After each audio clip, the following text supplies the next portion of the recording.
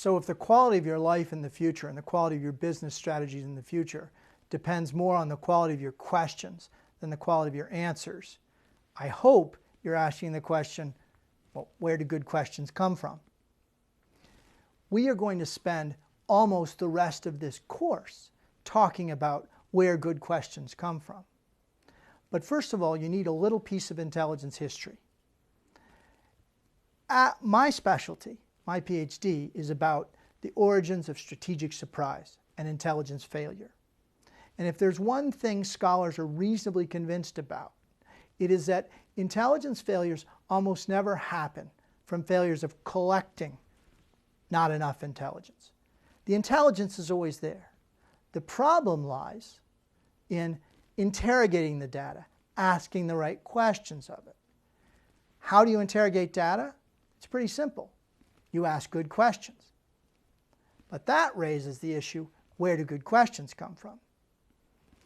They come from a place you might not expect.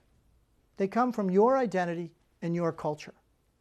Oddly enough, some things that surprise you or don't occur to you don't surprise other people and do occur to other people. That is why, on teams at least, it's very important to have diversity. Diversity is more than a moral imperative. It becomes a practical risk management function where data is everywhere. You've got to interrogate it, and you've got to generate good questions to do it. Your culture, your identity, will shape what questions you ask. People of different ages, people of different nationalities, people of different backgrounds, people of different genders, life experiences, religions, etc., all look at a situation, think different things, and ask different questions. There is an intimate link between your team's composition and the sorts of things you'll be asking and coaching AI to do for you. So diversity becomes a practical, not just a moral concern. And you as a person should understand how your background literally shapes your ability to ask good questions, the right questions in many situations. Let me give you a specific example of how identity and culture shaped the interpretation of analysis, shaped the approach to data. If I say to you, someone's a caveman, what do you think? Well, I suspect most of you, at least those of you who were not raised in the Islamic world, think they associate the expression caveman, and certainly caves, with, frankly, fairly primitive people, right? We even call people from the Neolithic cavemen, or cave people, I suppose. Think back to Osama bin Laden in the 90s. Well, where was he broadcasting from? Well, frequently, he was broadcasting with a cave in the background.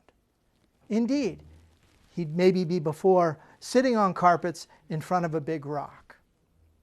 In my book, I make the case that part of the reason the CIA fundamentally underestimated the threat posed by Al-Qaeda was in part because of background imagery like that. If I say to a Western decision maker, here's a threat, here's a guy, look, here he is, yes, he's sitting in front of a cave, that's not very impressive.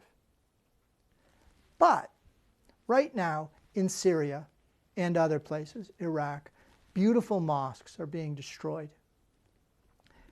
If you look at the history of those buildings, you'll note, or walk into many mosques, you'll see stylized things coming from the ceiling, stylized patterns. That's called stalactite architecture.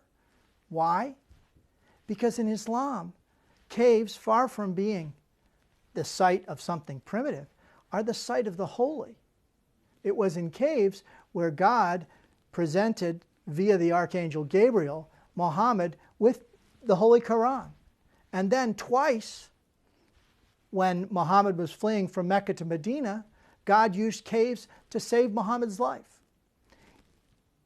In other words, the very same imagery that made intelligence analysts at CIA arguably underestimate bin Laden helped bin Laden communicate with core elements of his audience.